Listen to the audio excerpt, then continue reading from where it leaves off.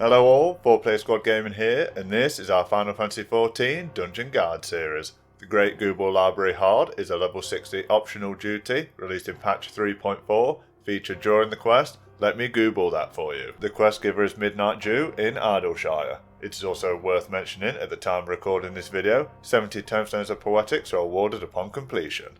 Grab your reading glasses and let's dive straight into the guide. Start this duty heading into the School of Phantasmagoria. Once at the bottom of the stairs, clear the group of ads here, being mindful of a large circular AoE from the Spinebreaker. Head up the next set of stairs and clear the next set of ads.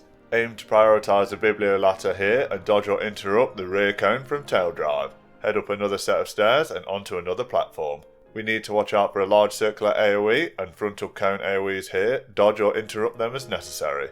Head down the stairs and towards the Babulus. Once this fight starts, 3 more Babulus will spawn. Aim to kill these quickly as this group could put out some decent damage. Mitigate and heal and aim to avoid or interrupt the large point blank AoE from the high Babulus. For those interested in the lore, make sure to read the books scattered throughout. I read a book about anti-gravity once, it was impossible to put down.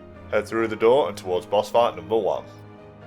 Boss fight number 1 is Demon of the Tome. Start this fight as normal with the tank gaining enmity and the party dealing damage. Almost immediately the tank will be hit with the Tank Buster Tri-Clip. Once the attack starts, aim to mitigate damage and be ready to heal the tank after. This fight involves mainly dodging AoE zones. Each time you are hit by an AoE, you will be debuffed with a stack of vulnerability up. The first AoE to dodge is from Folio. This central column AoE needs to be avoided and aim to stand close to the AoE edge to limit how far we are pushed back. After another round of Tank Buster and Folio, 2 huge bucks will spawn either end vertically off the platform. These will place huge column AoEs in front of them with the only safe spot in the centre. Once avoided, make sure to dodge the point blank AoE from Frightful Roar. After the next Folio, bucks will spawn horizontally along the platform in an obscure pattern. Simply head towards an empty space and when the AoE pops in the space next to you, run into the now safe zone. These mechanics will then rotate until the boss is down. Pick up your loot and proceed. Head down the stairs and clear the ads here. You can choose to gain enmity of the patrolling Bibliophagus to save time, but be mindful of the damage received by the party.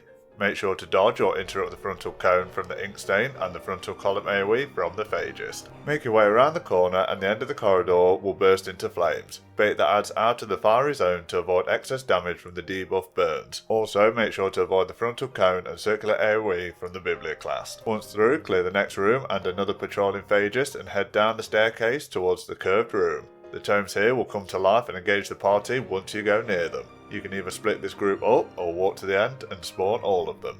This group can deal large damage, so make sure you are up to it. Once the forbidden tomes have been cleared, use the Book of Wind to jump up to the next level and towards boss fight number 2. The second boss is Liquid Flame. Start this fight as normal, gaining enmity and the party dealing damage. Make sure to heal through Searing Wind, Tank Buster and Bibliocide. Shortly after the fight starts, 2 party members will be targeted with Sea of Flames. Like in the Ifrit fight, the ground will become tainted under the player and explode.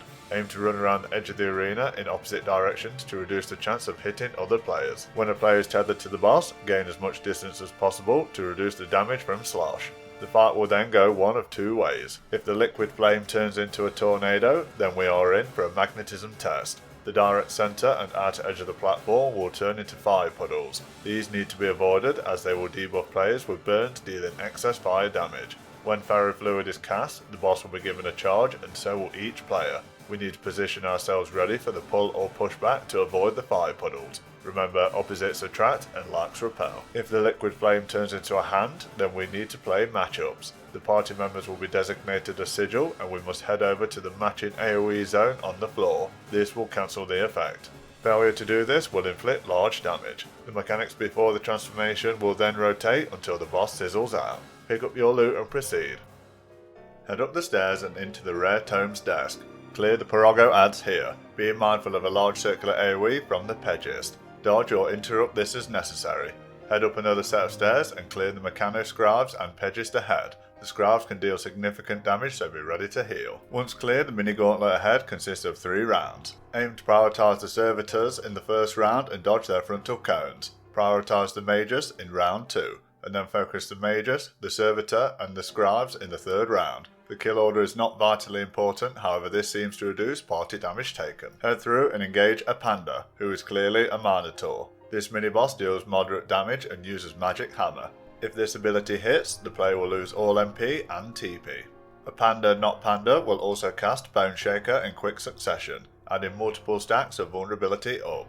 Clear the mini-boss and wait for the debuff to time out before heading towards the final boss fight. Enjoy the short cutscene.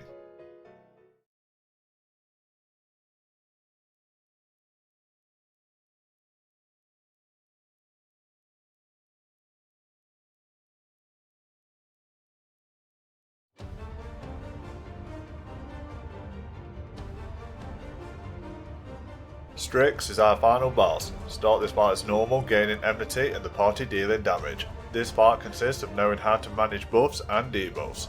Check Out is the main ability Strix uses. Make sure to avoid its point blank AoE when it starts. During the first round of Check Out, Strix will cast on properties of Quake. Head over to the light AoE, gaining the levitation buff and reducing damage taken. Throughout the fight, Strix will also use on properties of darkness. This is an unavoidable single target damage ability that can basically be ignored. After a short while, Strix will use Check Out again, and this time we will have 2 dark and 2 green AoE zones. When the boss starts to cast on properties of tornadoes, head into the dark AoE zone to gain leaden and reduce the damage taken. After this, the boss will cast on properties of imps, transforming the party into imps. We need to remove this debuff by heading over to the green AoE. Failure to do this will result in massive damage from the cast of on properties of Thunder 3. The final checkout version will summon a huge bug and Minotaur, which will place proximity markers around the arena. We need to stand as far away from these as possible to reduce the damage taken. The boulders that are left behind need to be used to avoid the damage from Meteor. Stand behind the boulder, line of sight in the Minotaur to complete this mechanic. Keep up the damage to Strix and finish the fight. And there you have it, the Great Gubal Library Hard is complete. Remember to commemorate the player you believe deserves it most and pick up your loot. We give this duty a difficulty rating 3 out of 5 sword. The various ad types can overwhelm parties and there are plenty of boss mechanics to consider. The special loot for this dungeon includes Valkyrie's equipment and accessories, R level 225, the Necrologo's transcription furniture item, the Bibliophobia orchestrion roll and the Strix card. Remember to like, comment and if you haven't already, click to subscribe. Up next is Balezar's Wall. We are 4 Player Squad Gaming. Until next time, thanks for watching.